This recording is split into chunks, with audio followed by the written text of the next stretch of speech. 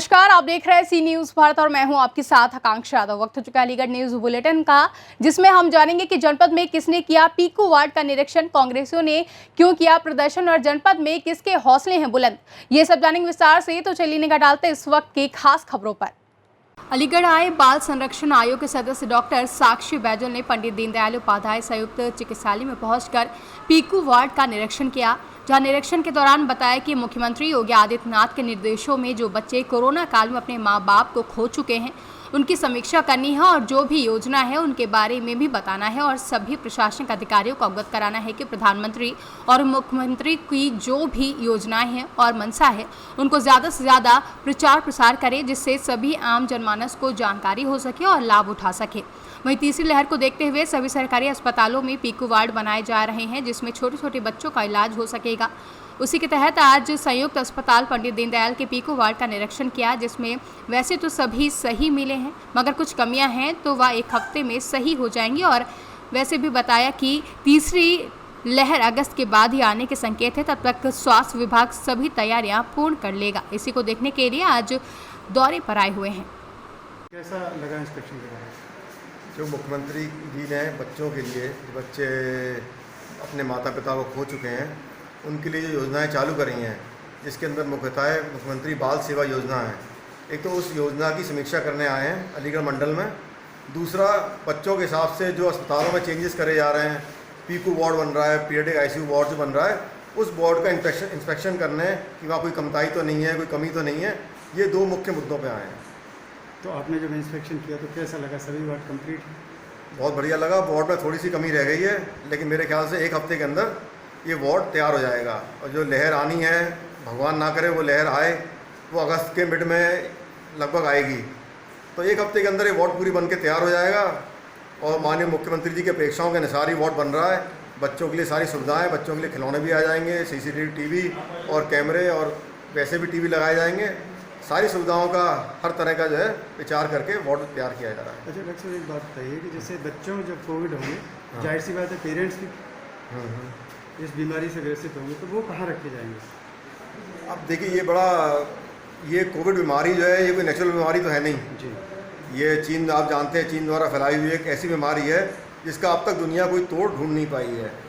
तो अगर बच्चों को भी कोविड होगा, बड़ों को भी कोविड होगा, और अगर बड़े सीरियस नहीं होंगे तो हो सकता है, अब ये सीएमओ साहब का डिस्क्रिप्शन है कि बच्चों के साथ ही उन पेरेंट्स को रख सकते हैं, बगल में बेंच डाली जाएंगी उनके लिए। अगर पेरेंट्स सीरियस होंगे तो नेचुरली बच्चों के साथ जो आया नर्सेज जो भी होंगी वो उन्हें मैनेज करेंगी, और साथ में ऐसा एनवायरनमेंट माहौल दिया जा रहा है कि बच्चों का मन लग जाएगा और पेरेंट्स को जो है बड़ों के वार्ड में रखा जाएगा। अलीगढ़ से सी न्यूज़ संवाददाता संजीव शर्मा की रिपोर्ट। अलीगढ़ अखिल भारतीय कांग्रेस कमेटी की अध्यक्षा सोनिया गांधी के निर्देश पर पेट्रोल, डीजल एवं रसोई गैस की कीमतों में भारी वृद्धि और आवश्यक खाद्य वस्तुओं की मूल्यों में हो रही बेतहाशा वृद्धि के विरोध में कांग्रेस पार्टी का देशव्यापी विरोध प्रदर्शन कार्यक्रम चल रहा है। इसी क्रम में आज अखिल भारतीय कांग्रेस कमेटी के हरियाणा प्रदेश के प्रभारी विवेक बंसल पूर्व विधायक के नेतृत्व में जिला एवं शहर कांग्रेस कमेटी की ओर से एडीए कॉलोनी से भारी विरोध प्रदर्शन हुआ, जहां प्रदर्शनकारी विवेक बंसल स्वयं बैलगाड़ी खींचकर दिल्ली गेट की ओर बढ़ने लगे तो मार्ग में पुलिस ने बलपूर्वक उन्हें रोक दिया।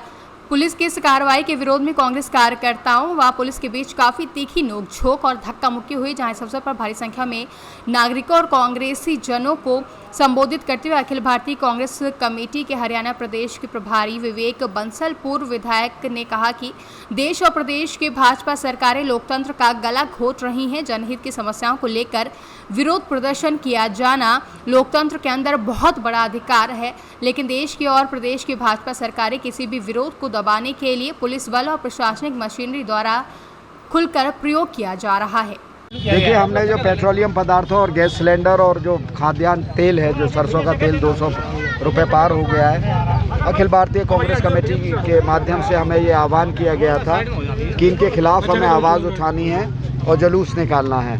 पर जैसा कि इस सरकार में परपाटी हो गई है, विपक्ष अपनी कोई भी जायज़ मांग उठाना चाहता है तो उस आवाज़ को पुलिस तंत्र के माध्यम से उसको दबाया जाता है, कुचला जाता है। और यही आज देखने को मिला कि इन्होंने हमें अनुमति नहीं दी। इसके बावजूद कि हमने इनसे ये गुहार की थी कि हम 100-150 मीटर जाएंगे, पर लेकिन इनके चूँकि इनको ये इस तरीके का आदेश था, इन्होंने बिल्कुल भी हमें टस से मस नहीं हुए। हम इसका विरोध करते हैं और ये भी बताना चाहते हैं सरकार के दिन गिनती के हैं। ये सांप्रदायिकता फैला सकती हैं, पर लोकतंत्र की बहाली, लोकतंत्र की मान्यताएं जो हैं, कानून संविधान जो अपेक्षा करता है, जो तवक्को करता है, उसको पूरा नहीं कर सकती, उसको अमली जामा नहीं पहना सकती। कहीं ना कहीं बाबा साहब अम्बेडकर की आत्मा, ज़मीर आत्मा पुकार रही होगी, करा रही होगी। ये सब जो तांडव जो नाच है, जो लोकतंत्र को जिस तरीके से कुचला जा रहा है, उसको पैरों तले रौंदा जा रहा है, ये कहीं भी एक स्वस्थ लोकतंत्र की पहचान नहीं है।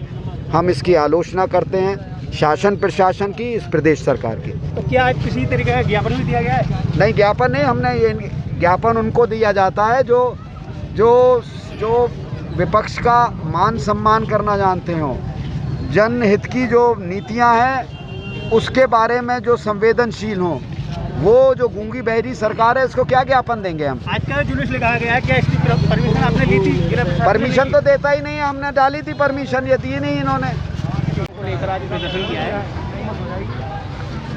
ये प्रयास था इन लोगों का, ये जुलूस निकालना चाह रहे थे, लेकिन इसकी कोई परमिशन नहीं थी, क्योंकि धारा 144 भी लगी हुई है। कोविड नियमों का जो प्रोटोकॉल है उसका भी फॉलो करवाना होता है। बिना परमिशन के यात्रा नहीं करने दी गई है, उनको रोक दिया गया और उनको वापस किया गया। तो ज्ञापन भी दिया गया है? नहीं, ज्ञापन नहीं लिया गया। ज्ञापन लेने की ये जगह नहीं है, जहाँ डीएम साहब ने निर्धारित किया है वहाँ पे ज्ञापन होता है। या ना, अब ये इनकी जो भी सरकार के खिलाफ या जैसे भी था, लेकिन हम लोग बिना परमिशन के कोई भी रैली जुलूस इत्यादि होने की परमिशन नहीं है। तो अलीगढ़ से सी न्यूज़ संवाददाता संजीव शर्मा की रिपोर्ट।